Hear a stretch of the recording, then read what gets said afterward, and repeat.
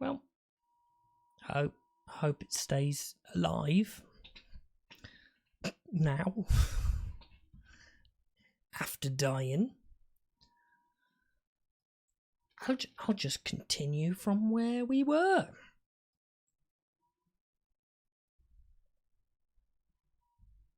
Because otherwise I'll have to change over to my regular computer.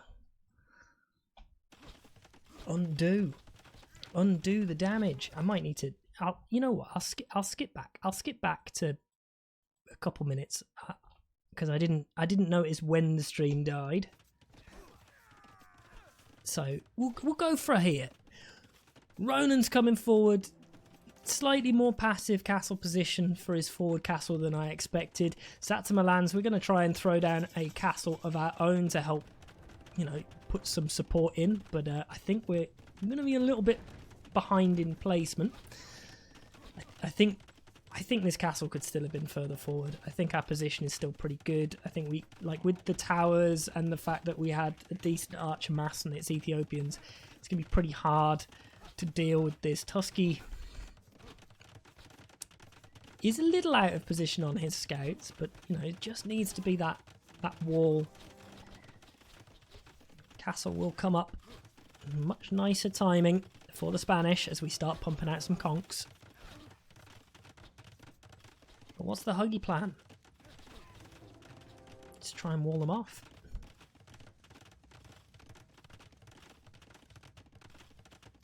Hi, Celestia Ludenberg. Do I get a new chat AI in chat? I mean, that would be very exciting. It's been at least a week. Conks prepped. Tusky, I guess, is trying to kite where the Ter's army is heading. Do we have much in the way of vulnerabilities here? No, we're walled off. We're walled off nicely. We're mostly prepped. And we just dive in. That should be at least one dead vil, possibly two. I like the change of pace, but I think the army is still better for Fanjis private sheets. That's true. We're about 12 minutes behind in live time if I want to zoom. Whenever anybody feels like we're stagnating, we'll zoom forward a little bit to try and catch up. But at least with Satsuma coming over on this right hand side, we didn't manage to finish our walling. Huggy's walling over. I say left. Here's me getting my lefts and rights completely wrong. I think the military mass up should still be pretty good here for Fanji's private sheets. But I think they put the fear of God into them. Bloodlines and forging on the way in for Tusky. Tusky. We're relatively safe. Relatively.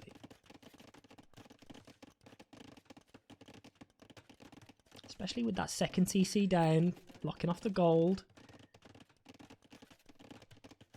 Tusky has been told to stonewall, and stonewall he shall. No damage coming in on this right hand side. There is no vulnerabilities here other than some vills on a wood line. I just don't think that's a big. I don't think that's a huge concern right here. Being forced off gold on this right hand side is not the end of the world. We have another gold pile right here at the back, and I just don't think we're breaking in. At the same time, we're in a little bit of a stalemate at the front. Conks not able to get in themselves, though we are a little bit more vulnerable to damage. And it's only singular palisade walls, so we might be able to get in and do some damage there. Huggy's walling vil gets killed off by a scout. Do we just go for the full break? We do go for the full break. Archer army on the way back. Crossbow bodkin will come in though, and it should be a bigger army mass. I think we're just going to have to run. Especially with light cav upgrade now in as well. These scouts, We're trying to split them off to see if we can find something, but I think in the end we just lose them. Second armor upgrade is now in for Knight Thrower. Is he ready to throw some knights though? Eco is even. Military is even. As we run our army back. We are trying very, very hard to finish these walls on the right and the left. And I do think we are way more likely to finish them for Fanji, because the only person who's trying to do any walling is Huggy, who's just yeeting vills over and losing them left, right and centre. Castle Age on the way in for Fanji now. Similar vill count, but on the way up, which I think is a pretty big advantage. They're going to have 4 Castle Age players to 3. And 3 TCs now on the way down for Knight Thrower, trying to get that Khmer eco rolling.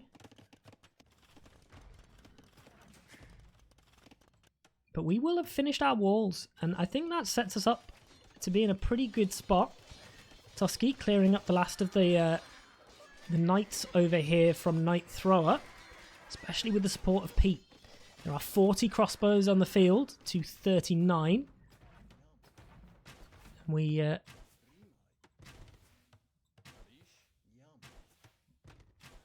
do kill the villager.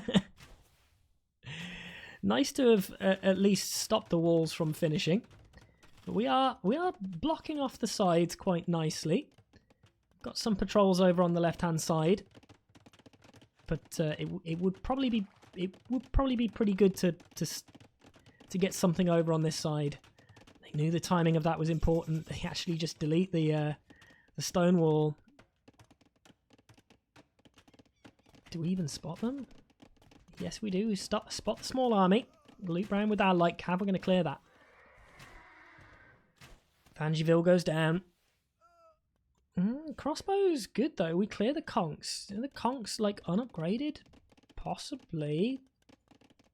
Yeah, only the first armor upgrade in for them, and no bloodlines.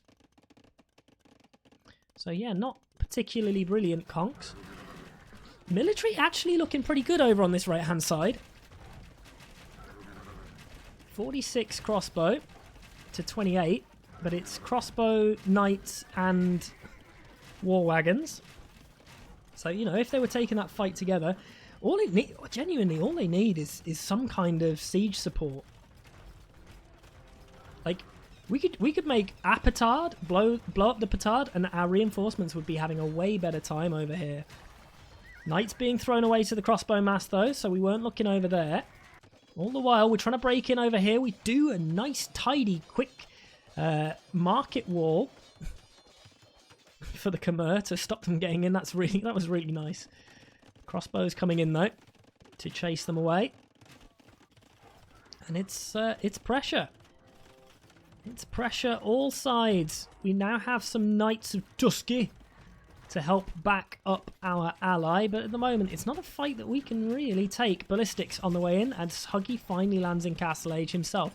Not too far behind in the old Vill count, and in fact, we're ahead. Where did we lose so many Vills for Fanji? Like, we lost 22. When the fuck did we lose 22?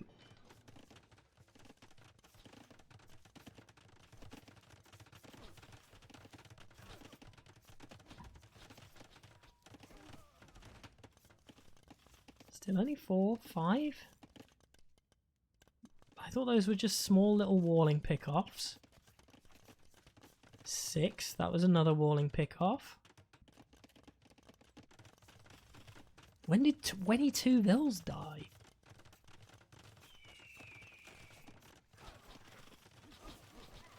Seven, 8, so maybe it's just death by 1,000 cuts. 7, 8, just little pick-offs. Little pick-offs, that was another walling Vill going down. But 22 seems like a lot. 9. But again, like, there's no military movement nearby, so that I don't see anything that should be killing 22 Fanji Vills. Still 9, still 9. And it dives up, like right here. Like right here. Is it this bit? Is it this little tiny light cav raid? 10, Light cav in, we lose some on the wood line. Still relatively safe though. That takes us to 11, 12, 13 will be good, will be down.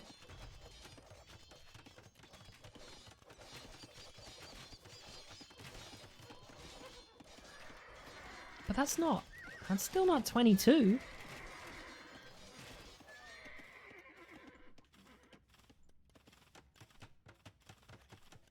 15, 16. That was a Wallingville. And the Wallingville. It is death by 1,000 cuts. 17, 20. That's a lot. That's a lot of Vil kills.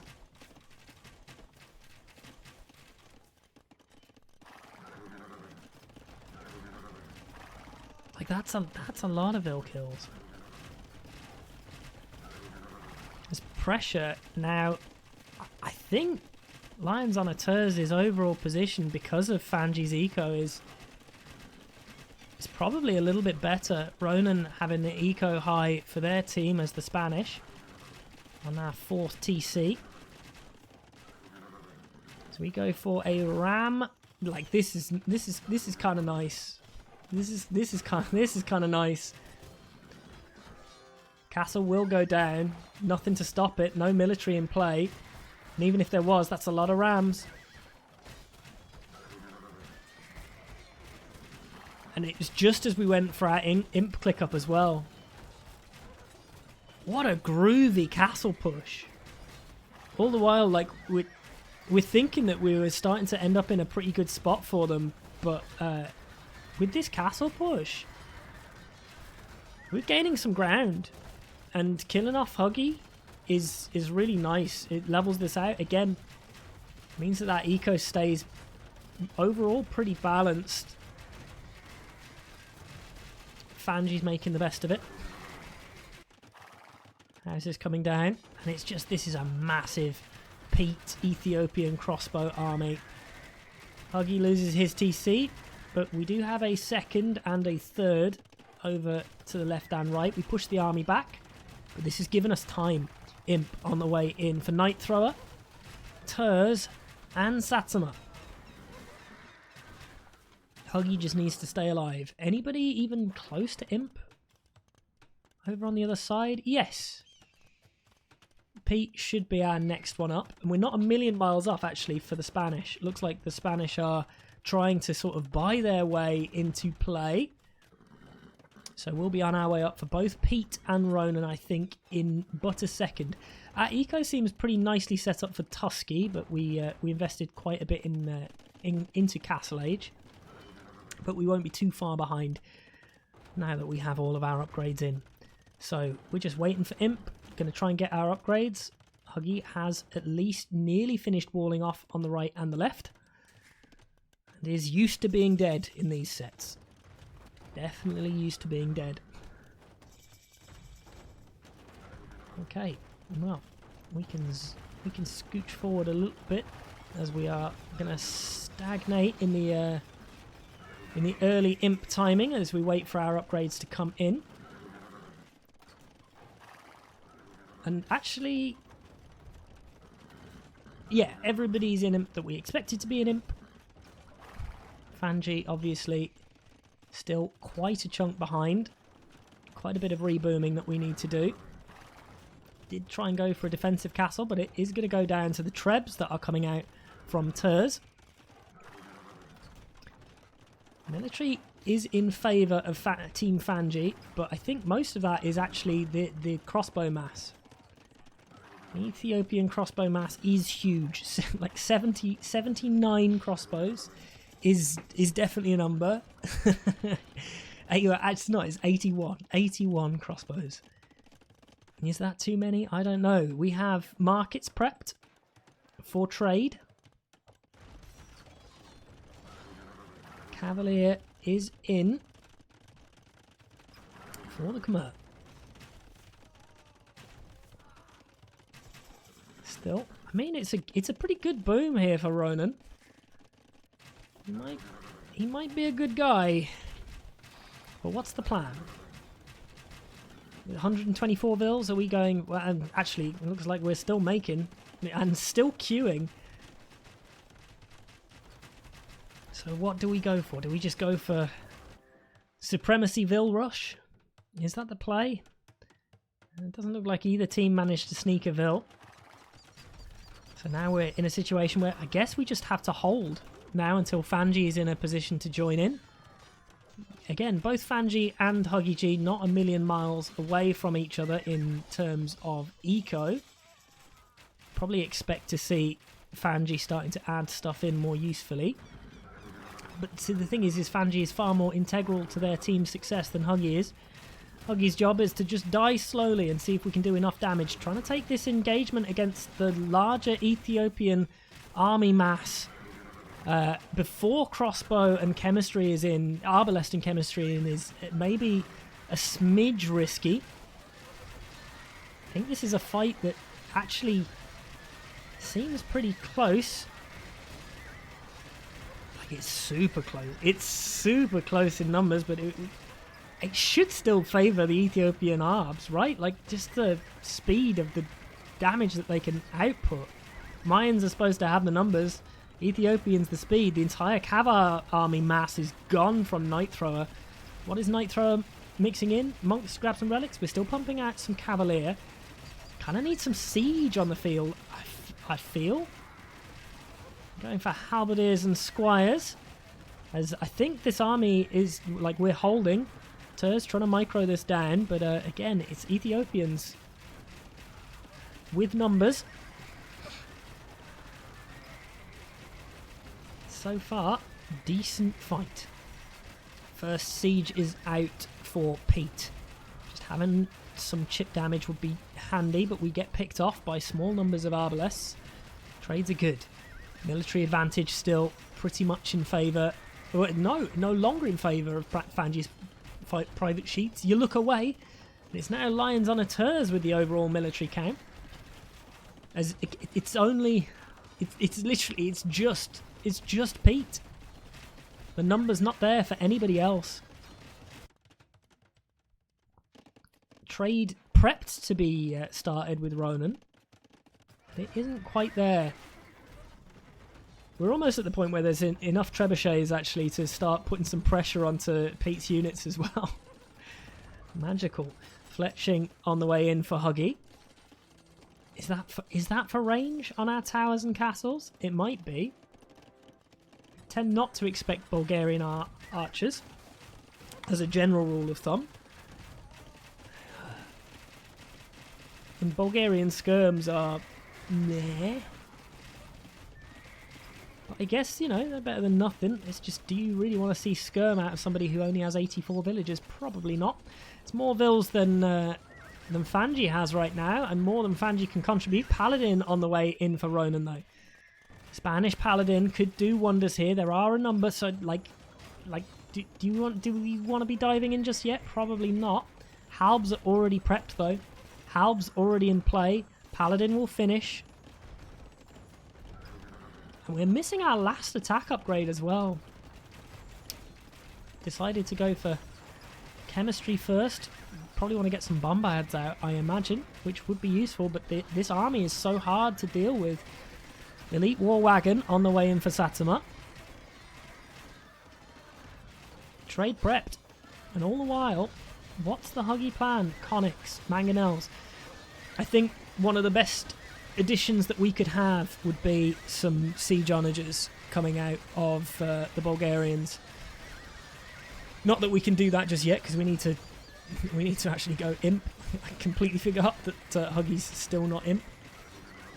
Probably not a million miles off though. Yeah, 30 on food, plenty of gold in play. Paladins being mopped up. Archer mass staying pretty good for Turs. But Paladin are a bit of a game changer. It pushes this army back as the map is still pretty balanced. It's at this point that having some nuisance Huggy raids, just yeeting some conics in. If we were to just like petard and like 8-9 conics through into this side eco, would be really, really nice here. We're not able to contribute a huge amount to the fight at the front if we're Huggy, but we could contribute some distractions. which would be really, really nice. The castle setup is pretty good for Saitama. So, like, small nuisance raiding should at least be spotted and dealt with. But, like, there's nothing over on this left-hand side or on this right-hand side. They're super vulnerable. Everything is invested into holding in the middle. They might get a bit of a clear-up, actually. Paladin has been doing good work, especially with some nice bombard shots as well. We're starting to lose the ARB mass down to 53 for Lions on Auteurs. Paladin just doing all the Lord's work. Trebs trying to focus down on the Arbalest instead. Military starting to swing in favour of Fanji's private sheets as Fanji and Huggy now on the way to Imp. 90 Ethiopian Arbs is definitely a number, and there's still 19 in the queue. Again, they really needed some siege to help push this, which definitely is something that we want the Bulgarians to be providing. I think we are just getting our upgrades just for the castles. I'm kind of convinced on it. So we are slowly trying to get rid of the gate, and then we'll delete some. We'll delete a house or two, and we'll start to do some nuisance raiding. I'm convinced of it. But yeah, this is a great pushback from Fanji's private sheets. Pete really is sort of being, oh no, the MVP of his team. I'm getting a nosebleed.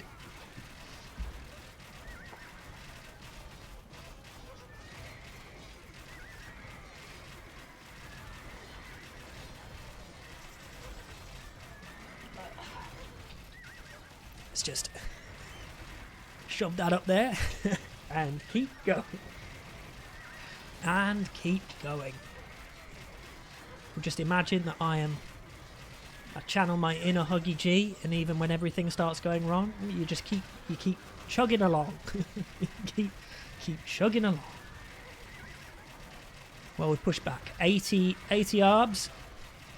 Starting to trickle over some bombards, but it's that Mayan production on their Arbs is, you know, it's equivalent, even if we're slower firing. We're just not able to get up to the numbers. And part of that is because we're perma-pop capped. Like, stuck with them. Trying to loop in some halbs for the Incas. We have immediately started pumping out our onagers. So Huggy knows. It's just he's in the wrong spot and he's being pressured by Light Cav. We need to get these onagers here. Onagers need to be over this side. Because at the moment, onagers are taking the fights against things that they don't want to be taking fights against, which is paladins. Did we get a big hit? I think we just whiffed it. I think we just moved back far enough. Didn't lose too many there. 79. But all of those onagers are mostly gone. We did more damage to our own elephants than our opponents. Khmer elephants being in the mix is going to be so tough for them to deal with. As Huggy has made some holes. We can start our nuisance raiding. We can really start our nuisance raiding. Military mass still in favour of Fanji, but I don't think it's a better military. Still not enough gunpowder on the field, in my opinion. We're going for Pike Halb ourselves, just to back up, to just deal with the Hussar and Paladins. It's a good pushback. We're keeping our Arbs hid though. Arb mass being kept alive further back. And at 97 Vils. Trade seems to be rolling quite nicely for Lions on Auteurs. Onager shots, not too bad. Those Paladins. Those Paladins are doing good work for Roman. Definitely sort of being a mini carry. We tried to re-wall. I think we succeed in re-walling as well. But Fanji will lose a few Vils. Only one Konnikin. Prepping a Treb. I'd just... a couple of petards. A couple of petards and make sure that there's a little bit of a military mass there, and that'd be groovy. Starting to pressure the castle a little bit, and like we are holding quite nicely. Siege engineers on the way in for Pete, and siege engineers, like Ethiopian bombard cannons, are not to be sniffed at. Not that I can sniff right now at anything. With my bleeding nose.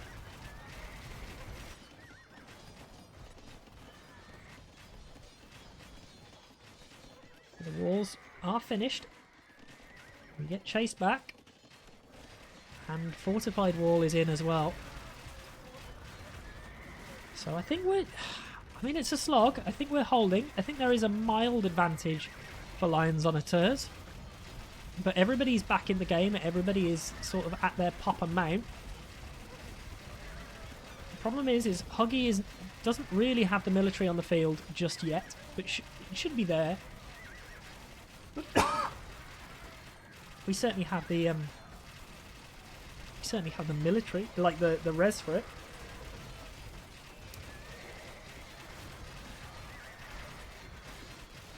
We certainly have the res for it. I wonder what, like 248. I do wonder what our KD is at right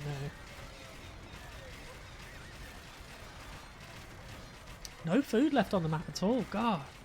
No farms. Towards the dregs of our golden stone as well. I imagine quite a chunk of that is towards the front in areas that we're not necessarily able to take. These paladins come running over. Oh, and we're open. Oh, we're open. Oh, we're open. And we're closed. We weren't looking. So we are just focusing on rewalling. Huggy. I love that Huggy's wood choppers were like, yeah, that's fine. We'll come and chop this wood. This was the wood that we wanted to take.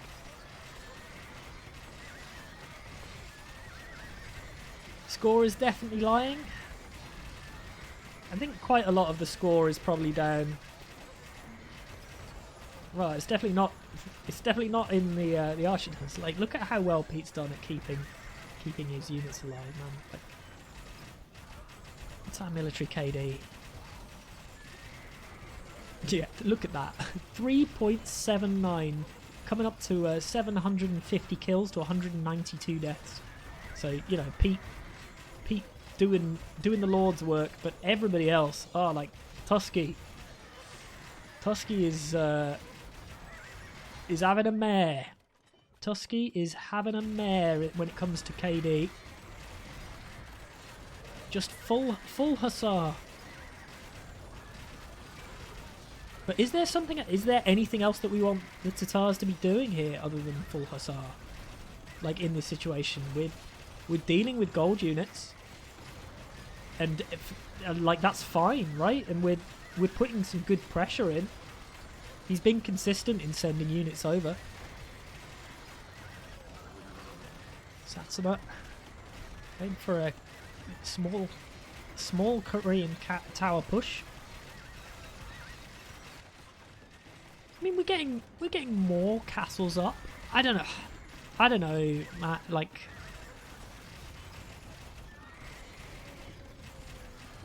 You'd love to see Scorps from Huggy? To be honest, I'd like to see... Really, I'd just be happy if we had anything from Huggy. We've got loads of shit in the queue, but it's all Hal. Siege is such an important addition here, and we went for the Siege Onager, but we're never able to get a decent shot at... We're never able to get a decent shot off. He says, as Huggy pulls off a decent shot. Big damage there onto the Arb mass. And that's what we need. We just need little things to try and deal with Pete, because Pete being able to keep that military count high has been doing wonders. Doing wonders. Along with Spanish Paladin, actually, to a certain extent. We'll do another cheeky speed through. No real pressure on either side. It's just everything focused into the middle. Trying to clear up some of the Korean tower push. As Fanji doing classic Fanji things of wall, wall, wall, wall, wall. And now, Night Thrower throwing in Hussar of his own. And we have got Heavy Scorpion. Which is obviously the better civ to be Heavy Scorpioning. Why didn't we all think of that?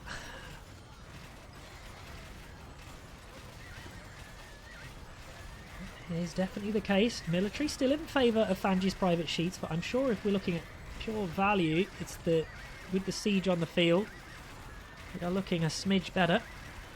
Additional defensive castles on the way down, and I don't know.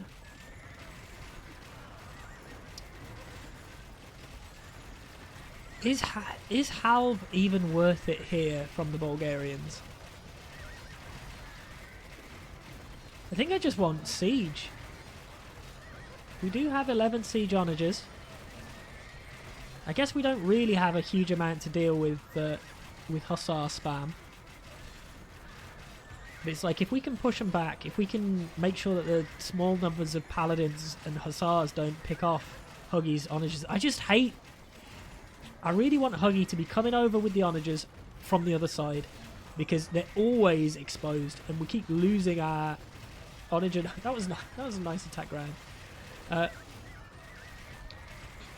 Okay, that was fine. But it's like, if they're pushing over on this side, like, number one, we can chop this wood. We can chop the wood with the siege onagers and try and put more pressure onto the onto the arbs. Stay near where we've got Heavy Scorpion that can like help put the pressure on the paladins and the other units coming over. Like, this is where I want to see Huggy's siege. Shit damage over from Satsuma. Gonna keep our units repaired. Korean towers are Korean towers. And now military kind of firmly in favour of 3 lions on a tears. There's 3 lions on a tear right now in game number 2. Definitely going to level. Looks like they're going to level the score out 1-1. This is their, I would say, their ultimate home map though. I think their success rate on this map has been pretty good the whole tournament. Scorps OP. Well, Scorps have definitely been doing some good work, especially now that we are losing our Arb mass for Pete. Losing it hard. Yeah, well,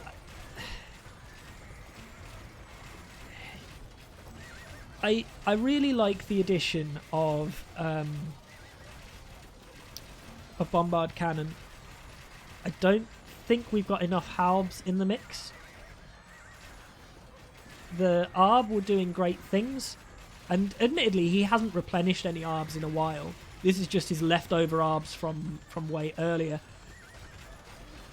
Inca's getting a little bit of a transition in on Eagles, which I don't hate, having something a little bit mobile to dive around, see if they can pick off some siege, but it's going to get increasingly hard, because I think the late game options of Lions on a Turs are just better. As soon as we start getting up to like large masses of ballista elephants and elite war wagons and siege, it's so hard to push that back. So it's just going to end up being like a slow, painful slog of a death if we're not able to rely on some decent siege of our own. And I think a lot of that siege is going to fall down to cannons and SO, which admittedly would do great against everything that is on the field. Siege onagers from yellow actually would be beastly here. Spanish cannons and Ethiopian siege onagers would be, as long as we had torsion engines, would be magical. But I'm not convinced we do. Oh no, we do have torsion engines in. Okay. We are still kind of, to a certain extent, holding.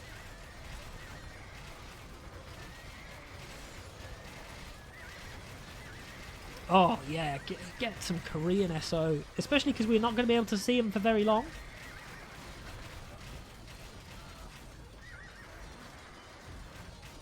Tusky's allergic to gold. I wonder how much gold Tusky's actually Why has Tusky got no gold? He's not been... Like, what's he been making that's been costing gold? Has he been slinging it? Do you think he's been slinging? Is Tusky a gold slinger?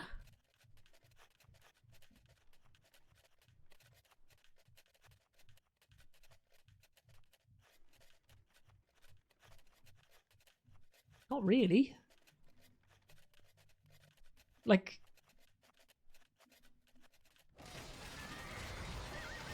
what? He's literally made no gold units the whole darn game. Why has he got no gold? He must have been on gold at some point. Like, he's got some trade. And we've pushed back. Military now pretty firmly in play, actually, for 3 Lions on the Turs. And do you think Huggy is hampered by a lack of production? Kind of feels like it, right? Like, where's Huggy's barracks? Yeah. Huggy's got 9 barracks, but most of them are unfinished.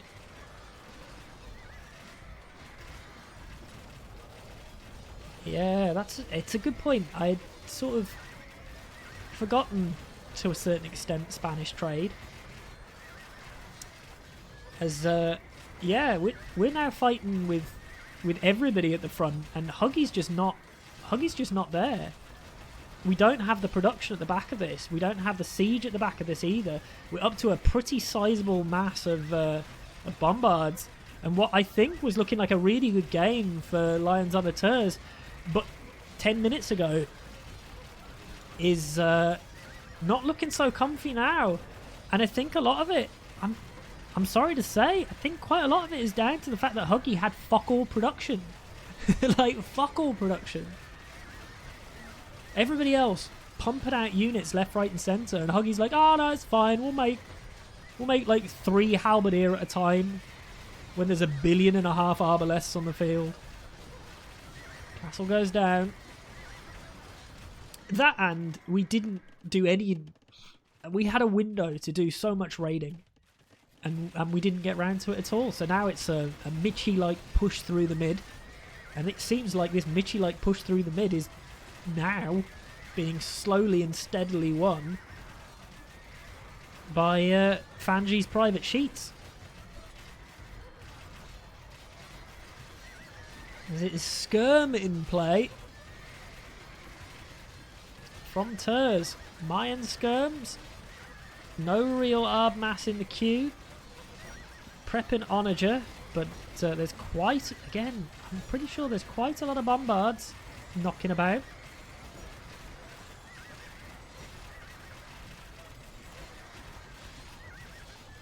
And again, man, Huggy is goddamn allergic to using siege onagers properly.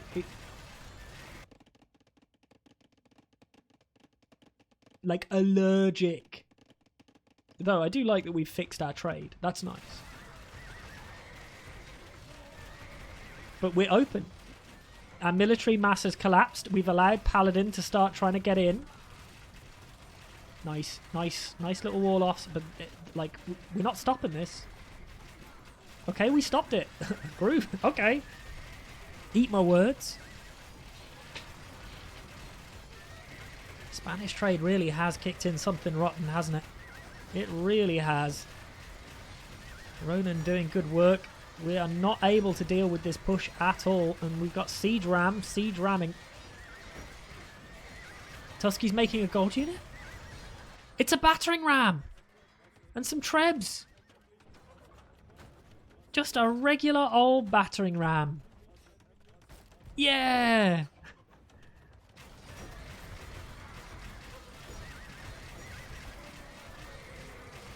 Oh dear. Are we gonna have a 3-0 semi-final? This is Lion on the Turs' best map. This is where they do their best work. And they were looking so comfy. They are no longer looking so comfy. Military, we're coming up to the point where we're, 1.5 times the military mass. Paladin have been doing great work. We don't really have the eco up and rolling for Khmer to be going for loads and loads of battle elephants just yet. Our army is split off. We are not taking engagements together. Huggy still lacking military in the field. Our halb queue is massive, but again, our production for it is fucking non-existent. There is no barracks for Huggy. No barracks. There's more barracks, like active barracks in play for for Satsuma than there is for Huggy.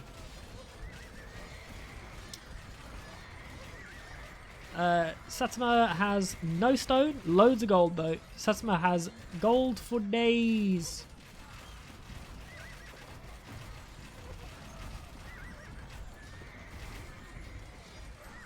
So we were doing a little bit of a Korean tower creep. Don't have a huge amount of castles in play. They're like, please delete these houses. Please allow our trade to be a little bit more effective. This is a little unfortunate to have such a tight tight gap there. Battle elephants and scorpions doing some good work. But Inca tower creep coming in. Fanji, he knows how to make these games long and painful for his opponents. Hard for them to regain position, even when the military starts to level out a little bit. With the towers coming up, it means that we're not going to be able to creep over anytime soon. And we are see that nuisance raiding that I mentioned earlier? Well, this is how it's done. You just trickle in. Just some nuisance raiding. Raiding party! Congratulations, Dave Hun. Or commiserations. Either way, hope it went well for you, or sorry it went badly. Paradox may not have the most successful Persian douche of all time. Just saying that. Then again, this has not necessarily been the most successful front line of Three Lions on the Terms' life. We are back over 200 military to 141. Eco count is a smidge better for Three Lions on the Terms, but we can afford to have way less eco when Spanish trade be Spanish trading. Though I will say, like, the fact that we have expanded our trade is really nice. It's 122 gold per trip, which is sort of balancing out the fact that we're only getting 58 gold per trip for the Spanish. Yeah, they cut it. They went to that effort, and I'm not necessarily convinced it's helping when we are losing just so much ground.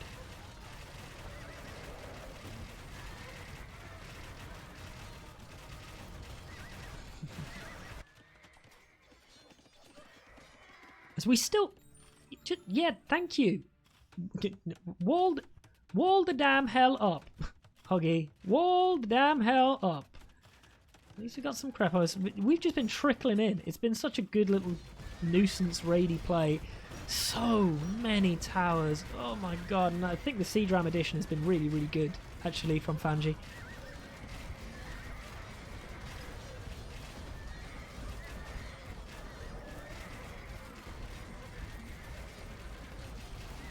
When you add into that some really successful bombard cannon usage, we've got Onager on the way in as well for Pete, which I think will be huge. We just don't have the siege. We don't have the siege to push this back, and whenever we do, Pete just comes forward with some bombards, snipes the siege, and pushes it back. Like, pushing through the middle is going to be such a fucking nuisance.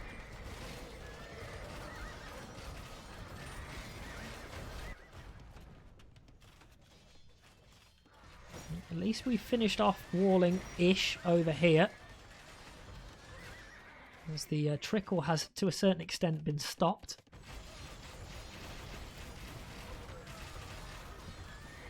Are we just settling in? Oh god. Will this be a midnight finish set? Kinda fucking feels like it. Kinda fucking feels like it.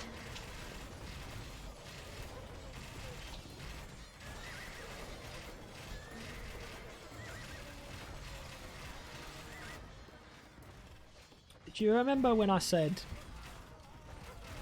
why is Tusky buying food? It is a good question. Tusky is still low on gold. 86 on farms and still buying food is a fucking hoot. is a fucking hoot. There we go. Huggy G going for some battering rams of his own. We tried to do a little sneak chop. That's cute.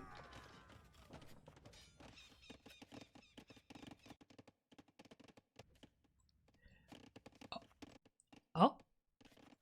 Hold the damn phone though. So we're relatively safe here, right?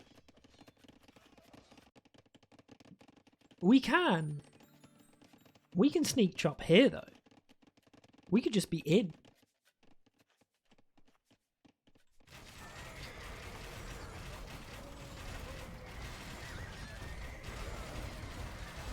The stalemate continues. And what a stalemate it is. Bombard cannons are doing so much of the heavy lifting along with the towers. Res bank, please. There is our res bank. Congratulations on your Persian douche paradox. I really enjoyed catching your POV of that on frontline. That was some good fun. That was some real good fun. Yeah, I mean, 2,500 gold is. I mean, Tusky's had some trade. I just don't know what he's. I think the Battle of the Somme gained ground quicker than this. This is more of a slog than a Mitch. This is how Age of Empires is supposed to be played. Huggy's. I was about to say Huggy's finally at the point where his military is being useful, but actually, military count is actually pretty ass. For all the players of Team Turs.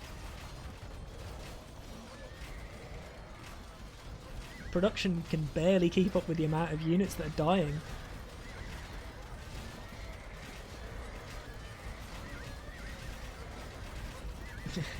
It might be. Maybe they will rue the day that they chopped their own wood. Maybe they'll run out soon. As we prep a little bit of our own siege ram play. I'm not sure how much it will achieve now that we have Onager and a few bombard cannons out. Will we even kill a single tower? No. This is, oh god. Like, Fanjis made this so damn hard, hasn't he? The Inca keeps have really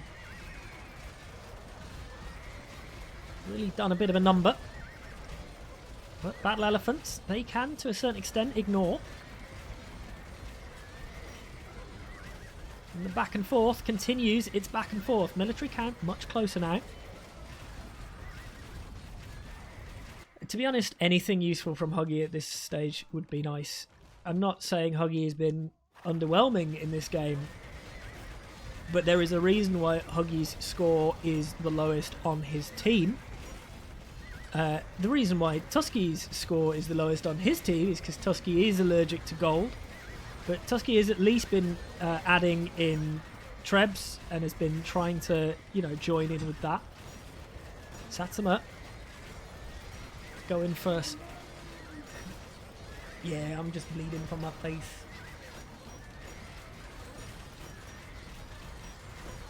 Huggy score is better than Fanjis.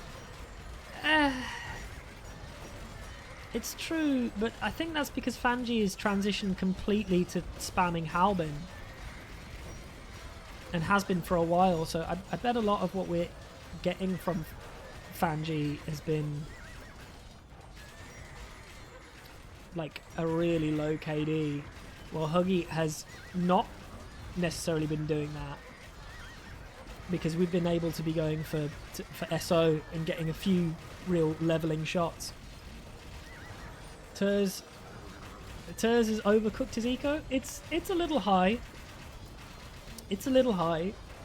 Turs not necessarily adding much into the bank right now, but we've pushed back quite a lot. Many of the towers gone down now for Fanji. Flaming Camel would be fun right now. Get some explosions in. Next little wave of paladins. And we're back up to a decent number of siege, and we should stagnate again. This should be a hold.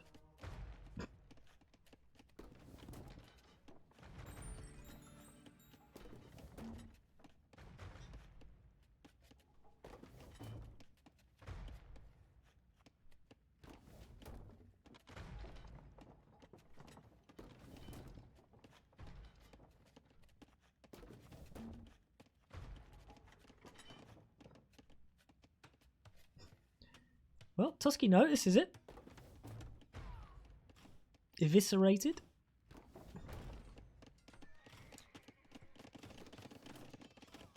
Wall-offs are not...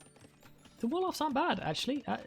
The wall-off is pretty good. We don't... Oh, it was only a palisade gate, though. In on the trade. Could be a little bit of a nuisance. It's a pretty forward trade, actually, from Ronan. Will this little Huggy raid achieve a huge amount? Maybe a smidge of distraction? Just a smidge. Don't think... He's got stirrups. He just doesn't have the gains. There's no Bilbo round here. You okay? I could have food now, I guess. Hey, this ain't ending anytime soon. We're on game 2 of 5. We're on game 2 of 5, and it's a slow and steady slog. We'll probably see if we can catch up to real time. Cav Archer? Tusky?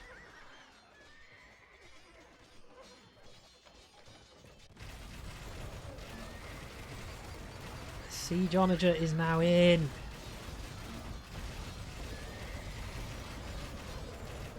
Siege Onager could be pretty good here. That cleared up a lot of those commerce scorps, didn't it? Which is pretty big, and now we're back up to a pretty sizable mass, but those bombard shots were good. Oh, we got up to a decent number of arbs. We immediately went down to way less than a decent number of arbs. Battle Elephants get a good dive in as well as we push back all of those towers. And the military lead is definitely there for 3 Lions on a Turs now.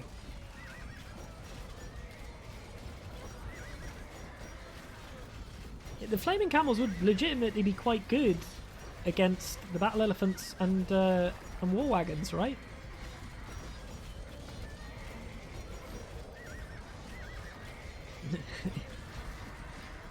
if only we weren't allergic to gold.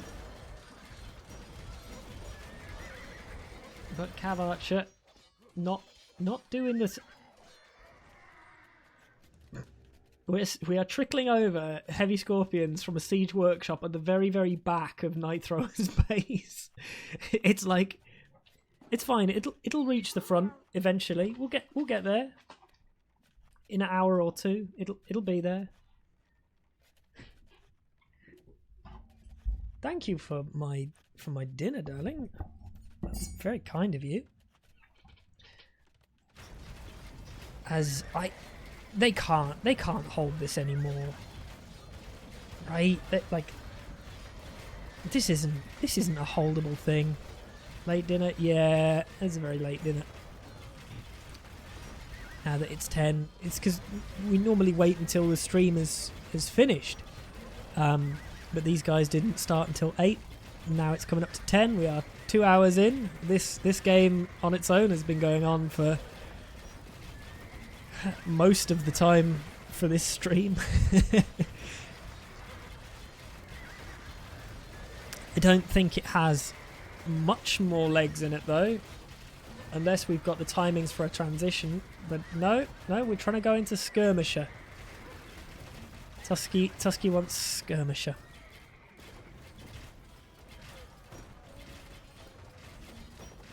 I mean, we've got a Vil number up again. Pick off of the SO. And so we just keep just trying to chop round.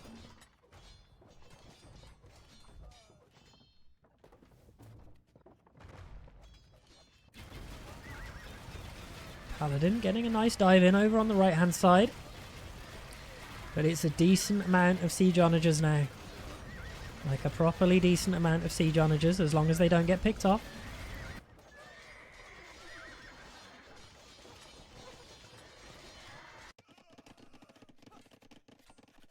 Little nuisancey raids. In.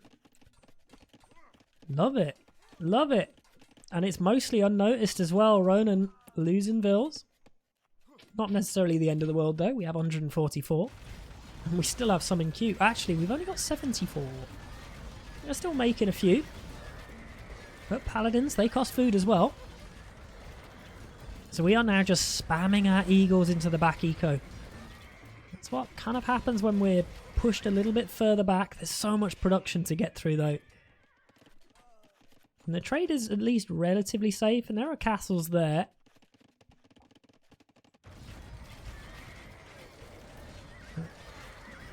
One of the concerns is if we're... There we go! There we go! There we go! Bum ba bum ba bum ba bum ba bum. Bum ba bum ba bum ba bum ba bum. Bum ba bum ba bum ba bum ba bum. Bum ba bum ba bum ba bum ba bum.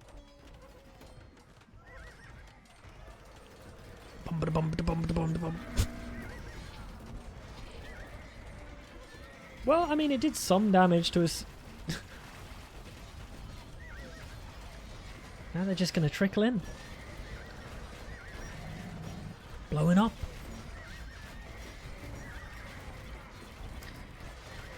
I'm not convinced with Cav Archer, if I'm being completely honest. And I don't think Tusky is either. Score is looking groovy. I mean, the only reason the team score is even close is because Pete's score is ridiculous. And again, that should entirely be down to KD, right? Like, yeah, 3.41 KD. We've got over 3,000 kills.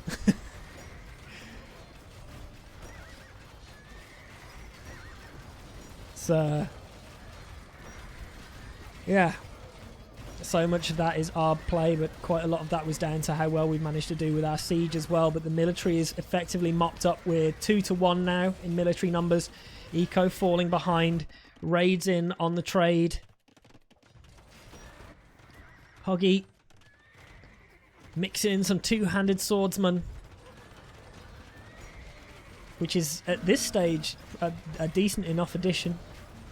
And they know it. They know as soon as they see the swords on the field, they know that there's nothing that they can do, and that they are overcooked. This game goes in favour of 3 lions on a Turs, but it was a slog coming up to that 2-hour marker. What an absolute throw. I mean, it would have been a throw either way, man. It would have been a throw either way. Both teams had that window of glory. Did not go in their favour, though. Did not go in their favour.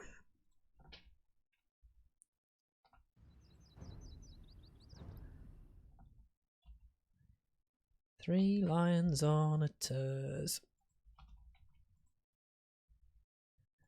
would not surprise me if they took a minute or two to get back into this. So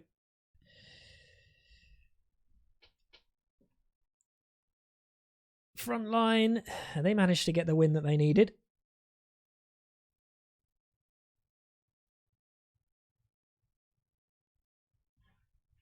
What vest? There's no vest. This is pure shirt, baby. Pure shirt. Should be going to a home map of Fanjis private sheets now. We need to tick off these civs though. That's a win with Mayans, Khmer, Koreans, and a Bulgarian win as well. So Bulgarians have been particularly effective today, winning both of theirs. The Aztecs won one, lost one. So I'll make that a loss so we know that it's a 1-1 loss one. So I guess we should be... There's a sort of hybrid element. I'm expecting 2 rivers, if I'm being honest.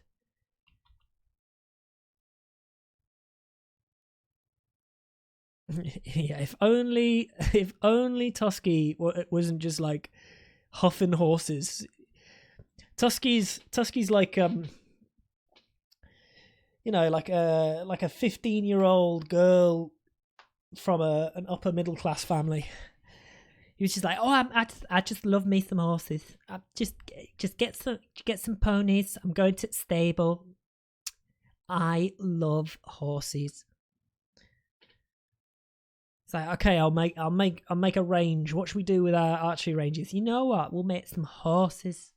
I love horses. They're just so majestic with their long faces. It's like, all right, Tusky, all right. Stop horsing around.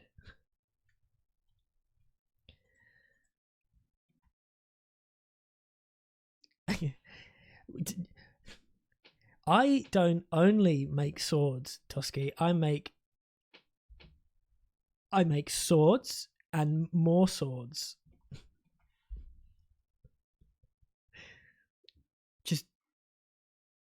And they win. They win. They're always a good addition. Exactly. Swords are cool. Horses, It was well played though. I think when it came down to it, the Hussar edition was doing quite a lot of, I wouldn't call it heavy lifting, but help and hold. It definitely allowed for Pete to do as well as Pete did in that game, and the constant addition of Trebs was great. So no, I'm not slamming on how you actually played that out at all. I was fine with it. Glaives are cool. Love a glaive. Just like only if it's Incas.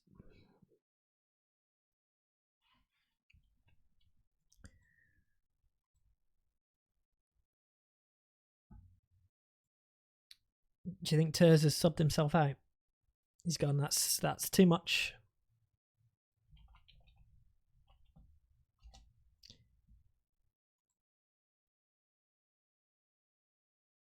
See, why is it not appearing?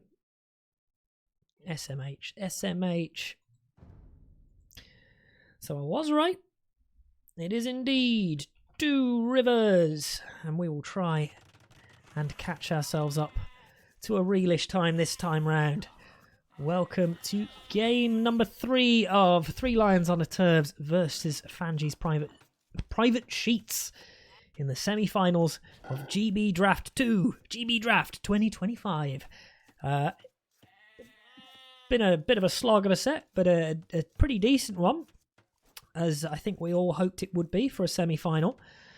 We have, for Fanjis private sheets, Fanji playing as the Mongols, paired up with Daisy, making their return to the field as the Huns. We've got Ronas as the Hindustanis, and Pete as the Japanese. So kind of the civs that I expected, but a kind of slightly more throwaway Poles pick here. Not totally throwaway though. We've got the Malians in play and the Gujaras and the Franks, but I don't think that 3 Lions on a Terz are mentally throwing too much onto this map. I think they are more focused on Team Islands, and this is the map that they are expecting to burn some of their setup on. This doesn't look like a mega thought out team comp. Like, it's still good. I don't think the Franks are going to be able to add as much as they might necessarily want here. What with Hindustanis in play, but we do have Gujaras and Malians and Gujaras and Malians and Franks, so our cav potential be high, but our naval potential be a bit low. Not mega enthused with what we've got for Team Terz. Are we up to real time? Yes, we are. Groovy. Groovy, up to real time. How exciting. Or at least the excitement will be there in a while. I'm going to eat some dinner.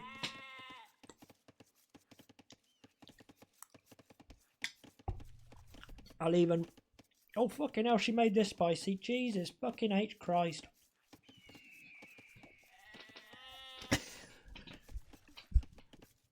Oh. Did not expect that.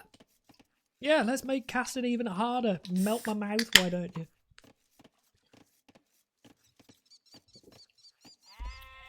Oh.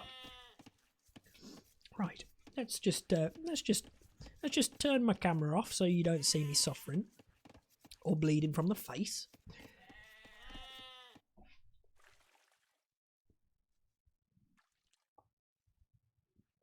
Ugh.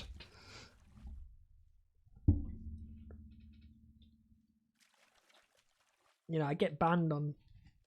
I get the video completely removed from YouTube. Is what would happen. Can't have red blood on YouTube. Oh no, it's got to be green. Okay, so Fanji sneaking a Vil. This could be groovy. I like a Snuckville. I like a Snuckville a lot. This is probably the first time.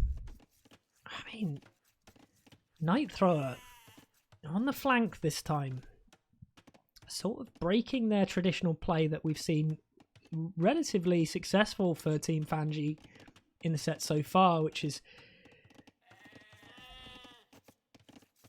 not Fanji.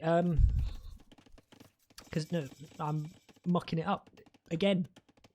Fanji's team haven't changed what they're doing. It's Fanji and Pete going on flank, making sure their better players are forward and allowing their 2 slightly lower rated players to boom again. But Night Thrower at forefront this time. Will he be throwing knights forward as the Malians when he knows he's up against the Mayans? Not the Mayans, the Mongols. When he knows that he should be making full Malian longswords and just killing Fanji with just full feudal pressure. Well, let's go fast castle swords. Obviously, the famous fast castle swords.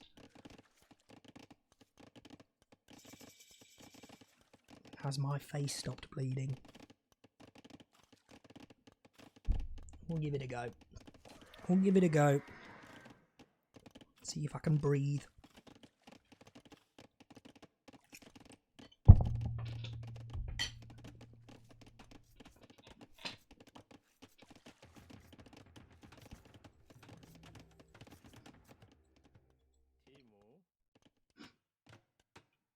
Look.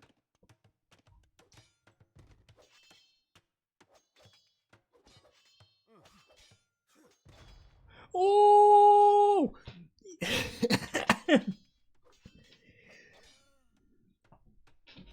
It fucking worked! It fucking worked!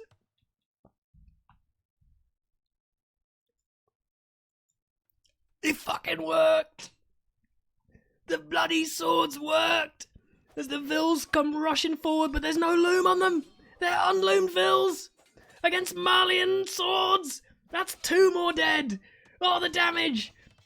Oh, it's magical!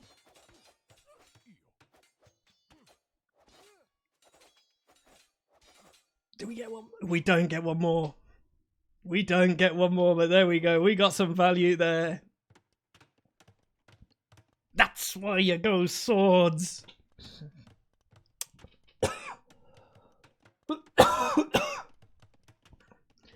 That is the Bodger and the Badger.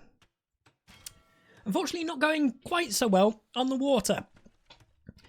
Daisy has headed forward with a decent mass of galleys. Denied the walling Vils of Night Thrower. Over on the other side, we got some swords from Turs, who didn't manage to get any kills though. But that's because they're not Malian swords. Oh yeah, Fanji is incredibly sneaky. With the lovely hidden Vil. A little bit of micro. A little bit of humble.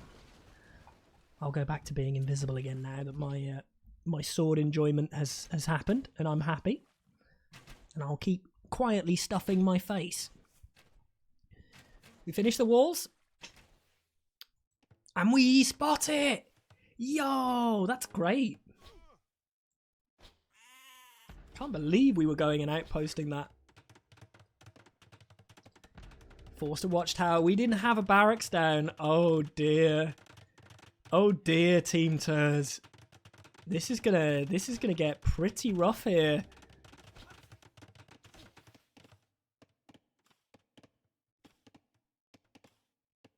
We're also gonna need to wall off this bit. Because yeah. Fast Castle definitely not coming out of the Franks today, boys. No siree. We're going to have some surrounds. We're going to have some pressure. We are walling off there. Market on the way down. We have a blacksmith in play, but there's going to be some panic. Over on the other side, Ronan, way more comfy. Way more unmolested. Man-at-Arms didn't really manage to achieve anything for Turs. I think Team Turs definitely on the back foot. Even if they managed to have some beautiful sword play, it didn't necessarily work out. Though, Neff doing great on the water against Ronan. Yeah. Unmolested. Yeah. That's a word. If you are not molested, they are untouched. They are unmessed with. Pete at least denied, but look at what Fanjis managed to do. Just throwing everybody for a loop. Oh God, Neff, no! Send them away.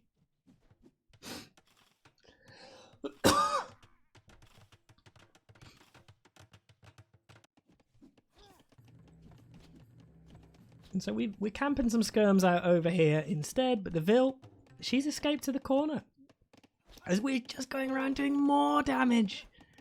Oh dear. This is, yeah, it might have been a little bit of a throwaway pick for Team Turs. But I am definitely not feeling that this should be going the same length as the other games. This feels way more comfortable for Fanji's private sheets. Kind of locking down the water on both sides. And putting the aggro in. 158 to 167 when it comes down to the Vil count. Castle Age lands in first for Ronan. We also have Castle Age on the way in for Daisy and Pete. Not too far behind. Fanji, obviously, leaning more into that feudal pressure. Castle Age on the way in for Turs and Night Thrower. But can Turs do a carry with the poles? I am not necessarily convinced that that is the right civ for the carry. Franks are on the way up to Castle Age themselves now, but they've received a bit of damage. Bit of an upset. Do have some navy on the field though. But yeah, Night Thrower not looking quite so hot. We had to invest in quite a lot of skirms. Heavy on gold. So it's an entirely gold-based eco for Night Thrower. Second TC on the way down for Ronan. As Ronan is just gonna boom. Boom and probably keep focusing a little bit onto the navy. So we did get our war galley upgrade. Down to the southern river. Military advantage for Daisy over Satsuma. And war galley upgrade comes in as well. It's a good map. It's a good map. I love the sneak though. The sneak has done good work. We've transitioned to stable. Just keep being an absolute nuisance. 2 stables will be down. And Castle Age is not far off being in for the Mongols either. And again, like, we're going to pull this army away and there's going to be nearly 20 crossbows that are going to be able to pop out of these ranges. And all the while, we're going to be able to throw, like, a couple knights out. Maybe, possibly even a couple light cav. Going to be in a real good spot. Crossbow Bodkin on the way in for Pete. And also for Fanji, who does land in Castle Age. A little bit of forward pressure now from Turs onto Pete. But I don't know. Fanji's looking pretty good as we are pumping out just a couple knights. No upgrades on these knights though, other than us starting and other than forging. So we probably can pick them off. Night Thrower is in Castle Age himself. Oh, beautiful timing on the crossbows being popped out. They deny the second TC. These crossbows, there's nothing that can deal with them. We're trying to pump out some knights of our own, but they're going to be low in numbers. Again, 0 upgrades on these knights. Elite Skirmisher on the way in for Night Thrower. And Fanji's sneak has just put a world of hurt. Just put a world of hurt. We've forced an early mangonel as well, which again, it's going to be hard to deal with microing down. A little bit of pressure over on the other side. The mangonel fight going in favour of Turs. But just the nuisance damage over on this side, Satsuma doesn't seem to have the speed necessarily to mentally deal with it. As well as Pete getting himself over and doing some raids of his own. Oh dear. Our Gajara player lost 12 vills so far. Siege Workshop is down. We're going for a Mangonel defense. And all the while, it's 4 TCs, 2 TCs, 2 TCs, 3 TCs for Fanji's private sheets. And everybody is on 1 TC over on the other side. The vill count is going to explode. It's going to absolutely explode. And so all we need to do is to have Pete hold. And I think Night Thrower is in a really tough, like Night Thrower is done. Night Thrower is done. His eco is dead. Nef's eco is dead and idle. We're on 3 TCs for the Frank player, but that means that that's not military that's on the field. We're only just kind of trickling a defense in play. This will be a short, sharp one. I feel it in my bones. Turs, at least, you know, he's doing the pressure, but even if Turs mildly kills Pete, I'm not convinced it's enough. Thank you for hanging around, Hypnos. It's nice to see you.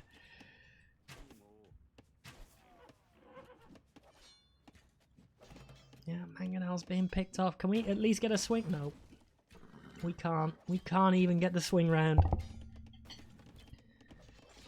Oh dear.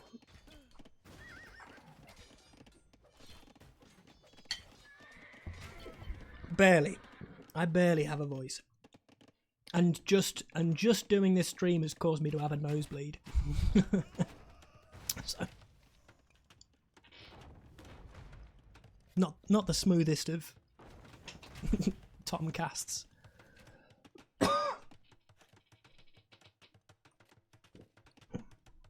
Oh.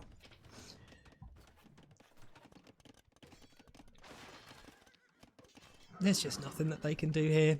This game is over. You actually sound pretty normal. Well, that's... I don't know whether that's a positive or a negative. I'll take it as a positive. I'll take it as a positive. Camels out. They'll pick off a couple of mangonels.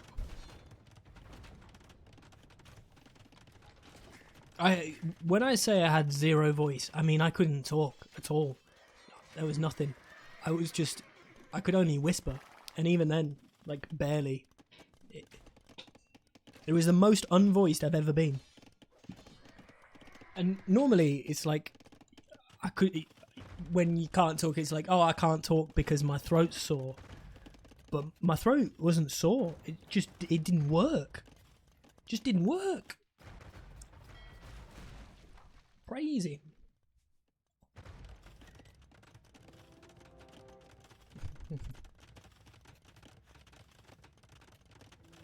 Mic quality does help. Mic quality does help. Defensive castles, they help Pete, but they are not going to help anybody over on 3 lions on a Turs. They've lost every single position that they could possibly have. They're 120 vills behind. They have naffle on the field when it comes to siege. A little push in to try and do a little bit of damage goes away. Yeah, if I try to go high, it's noticeable. Yeah. If I get excited. That's what it is. If I get excited.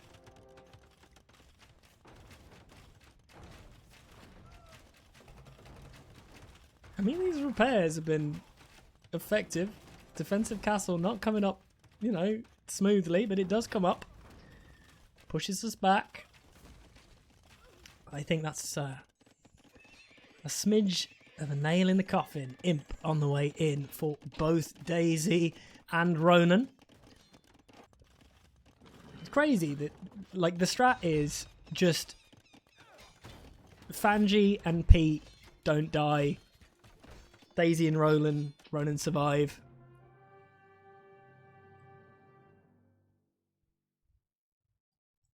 Yeah. Daisy just can't help themselves. They're just too good. They're just too good. Did pretty well there as well, actually. Just doing their job. Won the water. I mean, a lot of it came down to what Fanji did, though.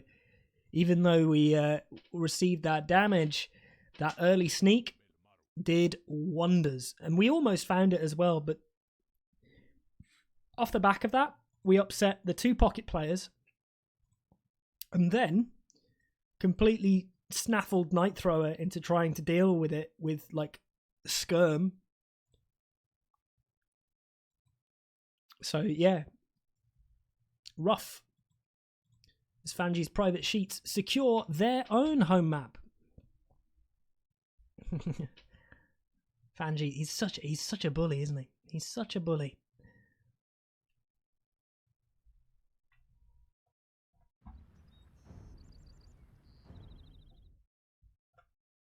Mercifully short game number 3, which means we should be heading to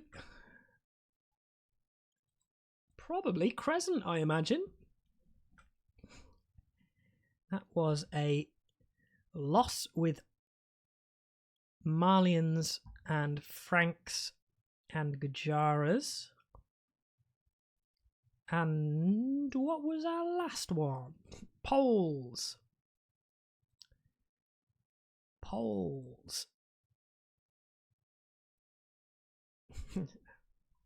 Fanji's a lippy cunt. That's what Fanji is. And that was a win with Huns and Mongols and... Oh, we've also had a loss with Ethiopians and Spanish and Incas, and what the hell was the last one? Tatars. That was it.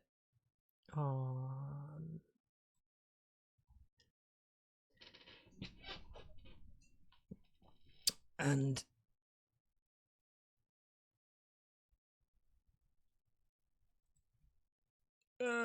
what was the civs that time round? How's it already gone?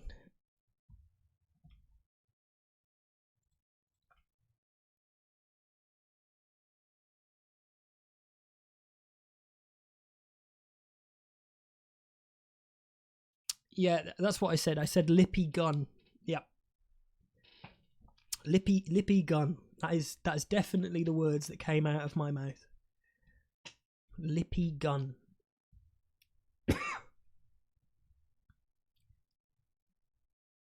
What the hell did they win with?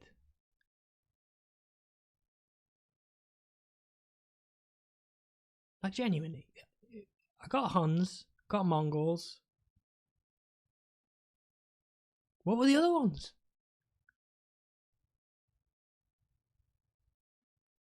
It's already gone.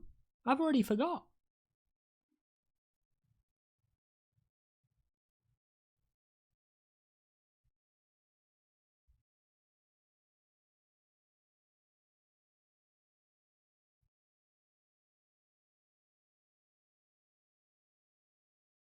Wow. Like, they weren't. Like, I remembered the losing team's civs.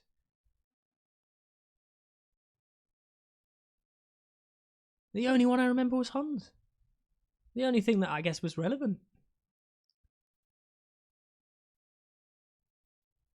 Well, Huns and Mongols.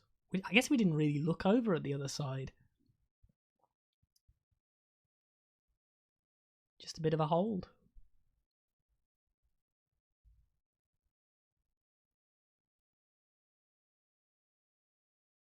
Hindus somewhere. I think it was a Hindu win.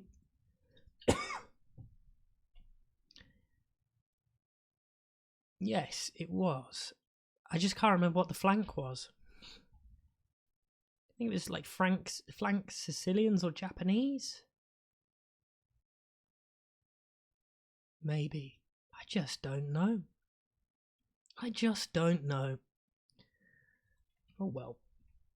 Oh well.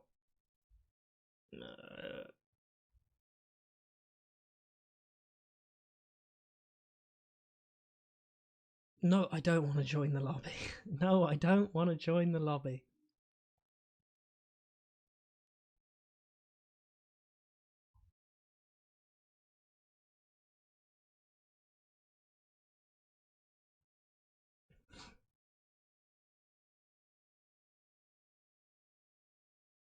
Well, good guy back in.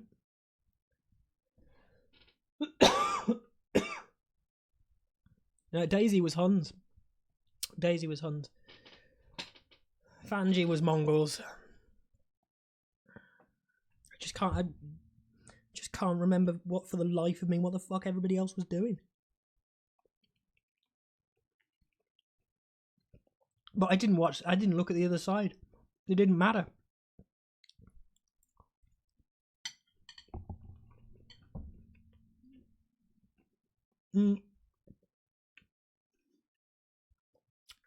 Oh yeah, this is live. We've cast quite a lot of GB draft though as we've gone through the tournament, and this is not the first time we've cast Fanji's private sheets on 2 rivers.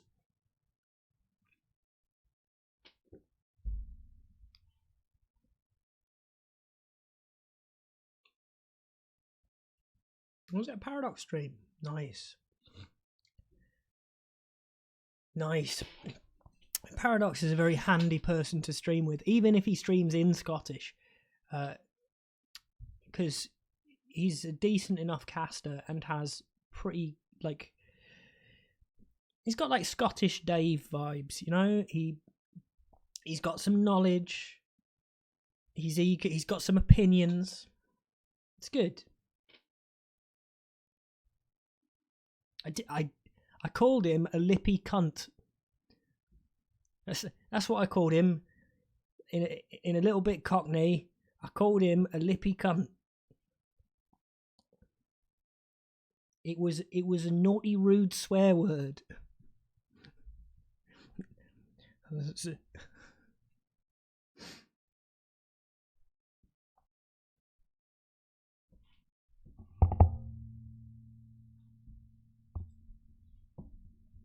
And there we go. They are taking no breaks.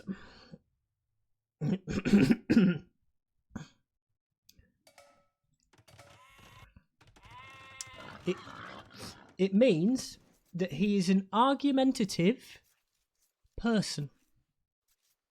That's what he is. The words come out of his mouth. No, I can swear on my own stream as much as I damn well want. Thank you very much.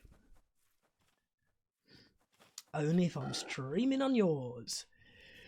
Welcome to game number 4 of Fanjis Private Sheets versus 3 Lions Onateurs. We are on Crescent, a funky map where part of the land, like you can spawn with your 2 islands, but there is a sort of land bridge. You can't boat across it, but you can wall across it.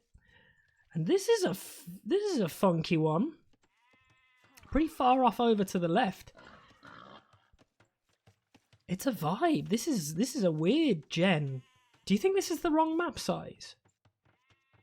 This feels like the wrong map size.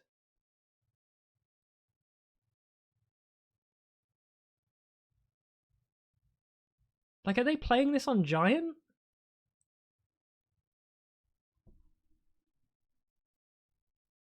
Like, it feels huge.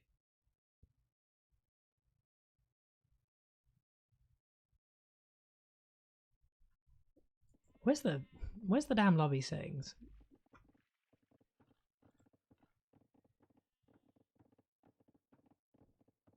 Can it?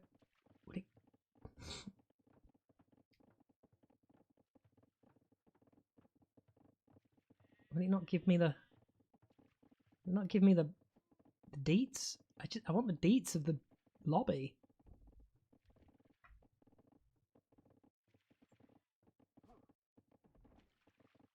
No, Ters has been hosting the same site. Look, I believe it. I believe it. It's just this is to me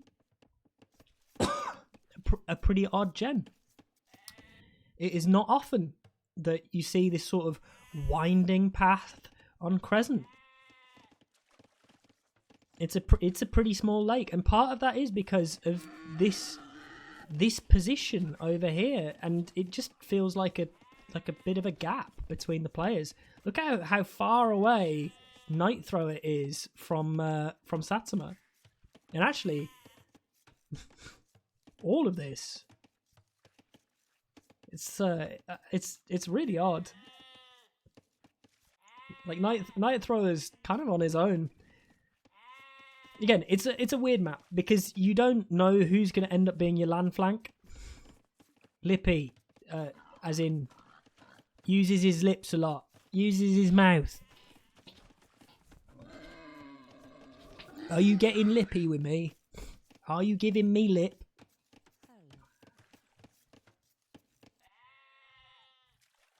This map is not lippy.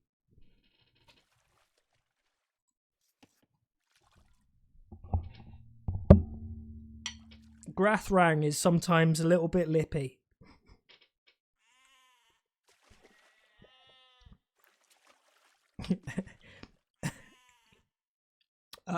Hamza is sometimes a little bit lippy.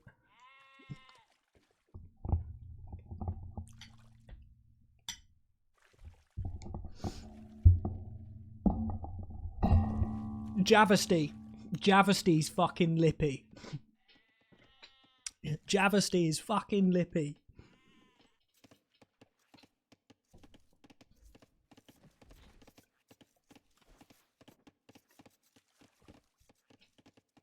So when somebody pisses Javesty off, Javesty's like, I'm not your dog.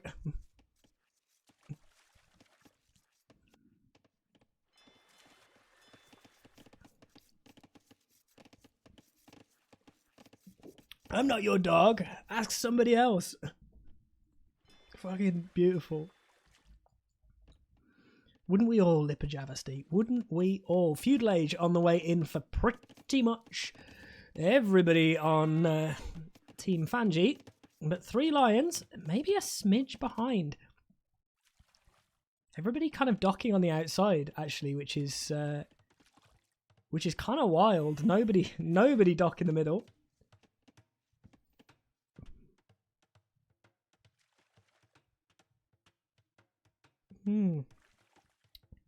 Yeah, 2 seconds. What a noob. What a noob. So we've seen multiple ways that the Crescent can play out. Landings, aggression. Same with islands to a certain extent.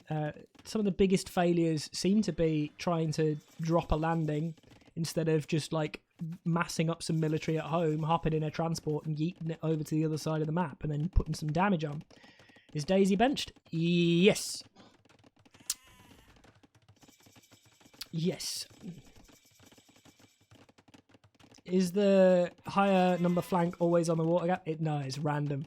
Which is why I really like it, because if you only pick one civ to be your sort of dedicated water player, and it ends up being the land flank, you're fucked. You're absolutely fucked. It's worked out. It's worked out really well, actually, for 3 Lions, because you definitely wanted your melee to be focusing on docks and your Celts to be able to be dealing with the landing. I mean, Celts are pretty good on water, actually, in Feudal Age and into Castle, but they fall off pretty hard in Imp. Not that there's much in the way of water civs at all for Team Fanji. Like, I guess we've got Bengalis and we've got Saracens, which are pretty good. I don't know, like, what's the Vietnamese Navy like? I mean, they don't get ship right. Not as important. They don't get fast fire, which can be rough. Other than that, they're fine.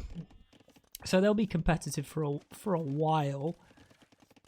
They do get elite cannon galleon though, which is, I think, in RM probably a little bit more valuable, getting that extra range.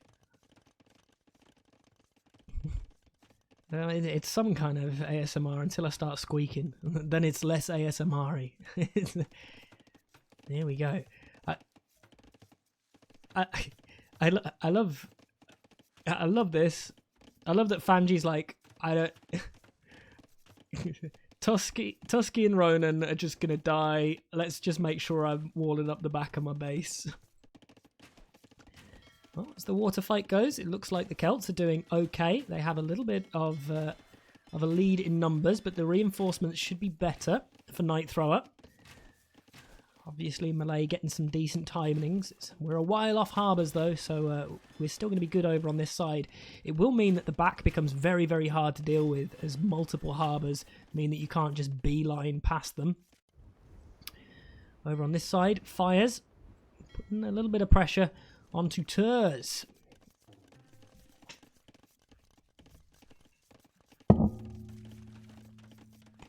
I mean, I never swear, Otter. I'm a well-behaved child with a dinner that's getting colder and colder and colder in my hands. Well, Scout off Turs goes down. Castle Age on the way in first for Huggy G.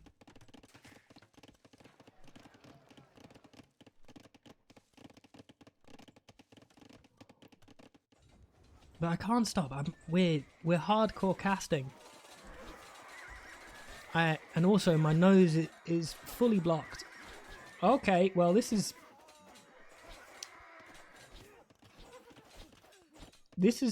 gone badly for Turs. Oh dear. And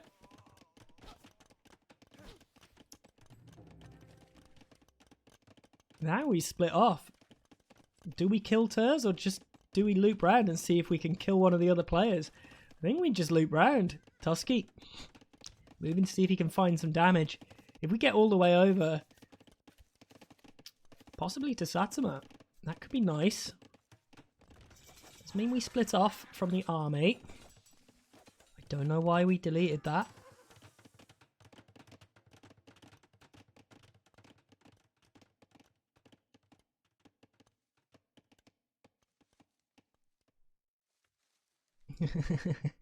I just wanted to chat. No, only mod. Well, okay. Bloodlines coming in for Satsuma. Vibe. I mean, I guess we've got the Saracens in play. So that extra building damage on our Vietnamese archers is definitely handy. Ronan trying to get some walls up at the front. This Fanjis like, seriously, go and fucking wall. Wall. Wall, damn it. Wall.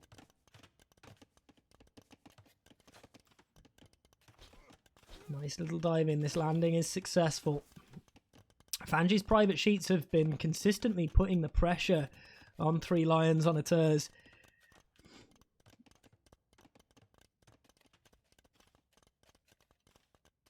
Like it's, again, a situation where the start of the game not looking so brilliant for them.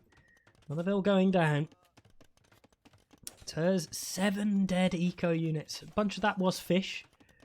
But yeah, that's still pressure on the Vills. We are not on our way to Castle Age for Turs just yet. 2 in Castle though. And it's soon to be 2 in Castle versus 4 in Castle. So timing wise, it's just that little bit nicer for Fanji's private sheets.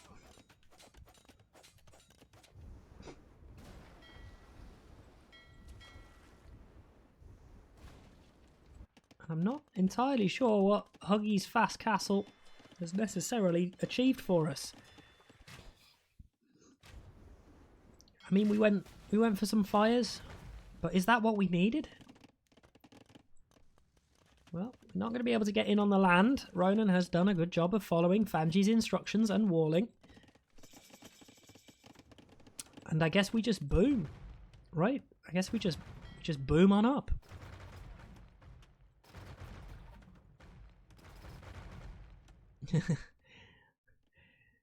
4v4 is...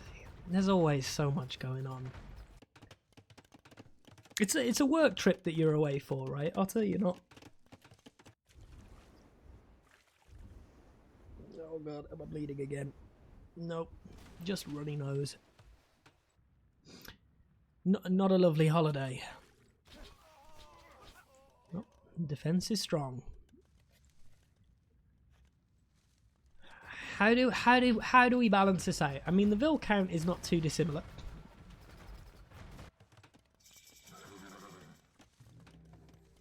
Archery range is on the way up.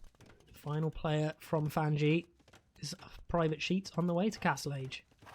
It's a family emergency trip. Oh, I'm so sorry. Family emergency trips suck ass.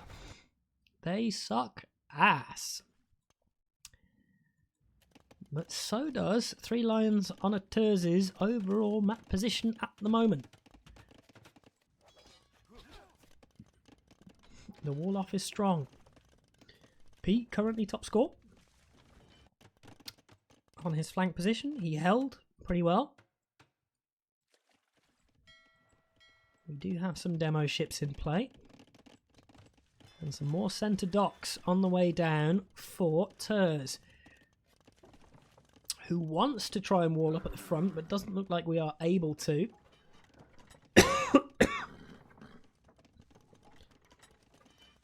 The next little wave of archers is pretty much ready to move out. Immediate crossbow bodkin. Oh, scouts were still there. We managed to deny a TC, force an alternate position. That's nice. Tusky getting some value from those scouts left over. Nervous about Huggy not making army? I mean, name a more iconic duo than Huggy and Minor Mistakes.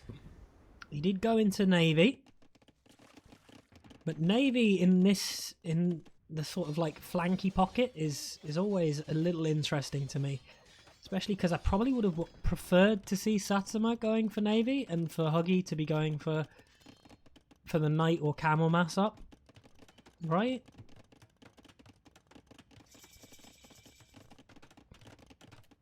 That's just my vibe though. I think it's going to be pretty hard to deal with the fact that there is military in. There's no way to wall it off. And we have... yeah. We have a lot going on here. We have an awful lot going on here. Turs pulls the archers back. Crossbow and Bodkin does come in, which does mean that we'll do a lot better here. It's a nice move back. The micro's decent. Shockingly. But all the while... we clear up the army of Satsuma. We clear up the army of Turs. And we clear up the Vils as well. Turs down to 33 Vils. I think this is a short one, my friends. I think that this ends up being a 3-1 set to Fanji's private sheets. Fanji, he looked at the clock and went, no, we are not going to midnight. I want Tom to be able to eat his dinner and it not to be completely cold. He's like, no, we cannot have a German. We cannot have a German winning GB Draft 2. It cannot happen. It has to be a British captain. Which would mean, I mean, that's a Boo Fanji final.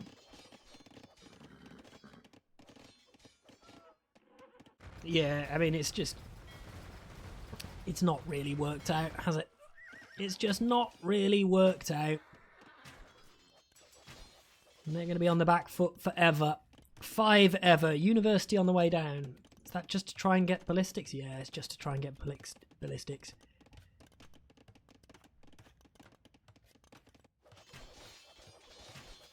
Daisy's benched. It has to be game 5. That's the thing, is that the only way that they could try and balance this out was by benching Daisy. Like, they'd already shown that Daisy is just too strong. Should have landed. Yeah, well, with Huggy's timings and Civ, I thought that would have been pretty decent, but it's allowed Team Fanji to really dictate the pace of this game, and the fact that Turs was the land flank and has just been pummeled, and there is nobody about on Turs' team that is able to balance that carry out, right? Like, Huggy don't have the military, been dicking about on water when his land flank is dying. It's... yeah. Turs an overconfident captain? No, like... I think Turs has been a pretty fucking brilliant captain the whole tournament. I think they've looked super dominant in most of their sets. And to be honest, I probably would have favoured Team Turs against Team Fanji overall. I just don't... I don't like... I wasn't a huge lover of their Civ selection.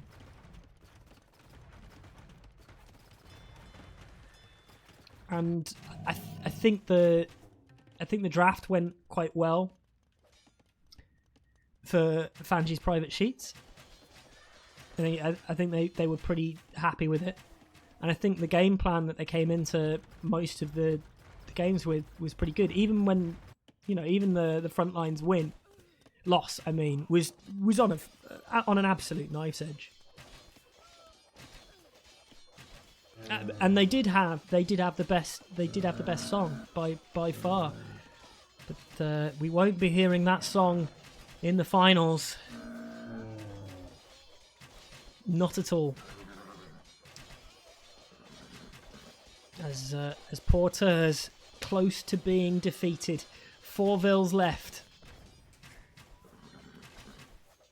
And it's like...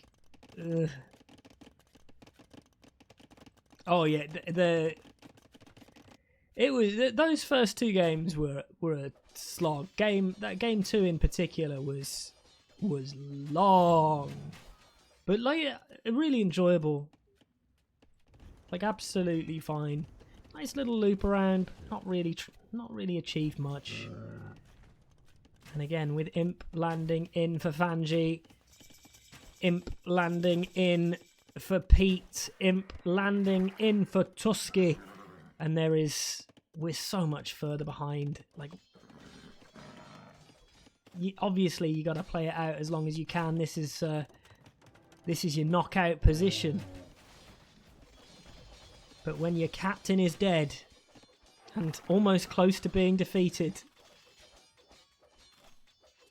what else is there to do?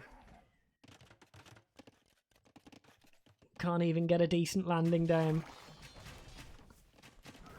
Mamelukes on the field, running around, sniping siege. Nothing to deal with the crossbows. Paladin on the way in for Fanji as well. Just that Imp timing, Burgundian Paladin.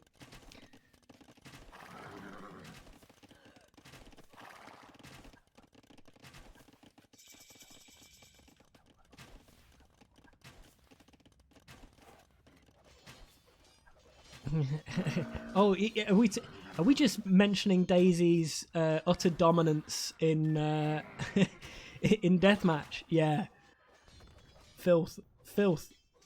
Got 5-0'd by Alajashek. I think that's fine. Alajashek's beast and Turs. I pretty much consider that a defeat. All the vills, the only thing we had left were fish.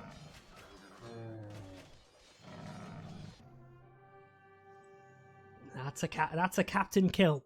That is a captain kill. And also a pretty, I'd say overall, great set from Fanji's private sheets. I think they put into perspective some positional stuff there. I really liked how they approached this draft. Yeah. Long one.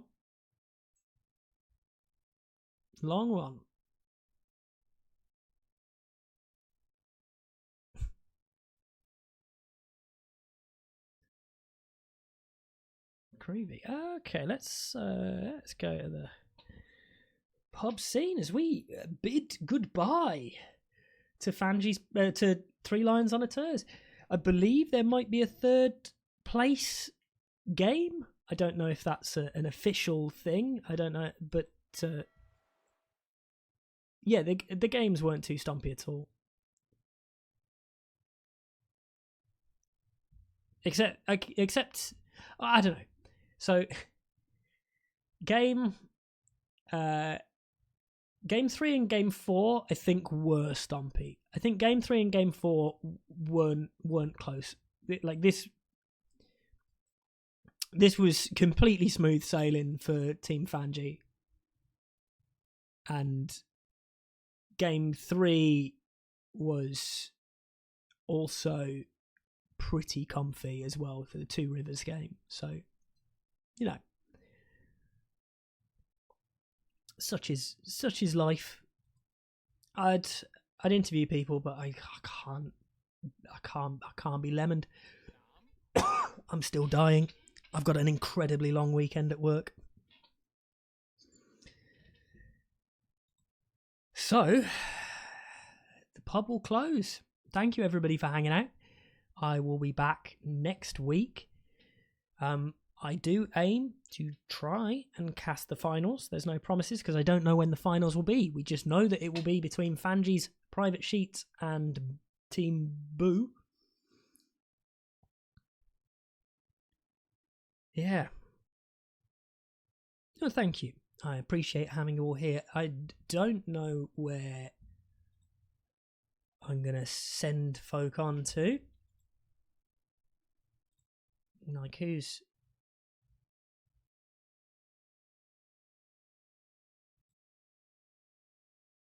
streaming? Tim's making his child stream. That's cute.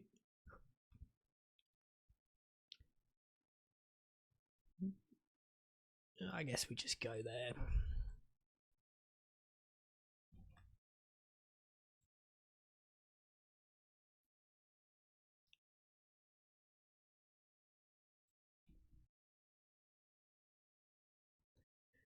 There you go. Good night. I will see you all again.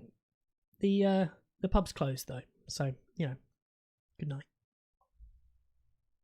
It's a shame when you gotta go home. The evening has come to an end. We've had fun together and drank hell for leather, and everyone here is a friend. Is a friend. But it's time, gentlemen, please. It's time for you homeward to go. I know this is the life, but think of your wife. It's a shame, a big gloomy shame. 11. Shame when you've gotta go home. One more time. It's time, gentlemen, please. It's time for you homeward to go. GG to us. Well done.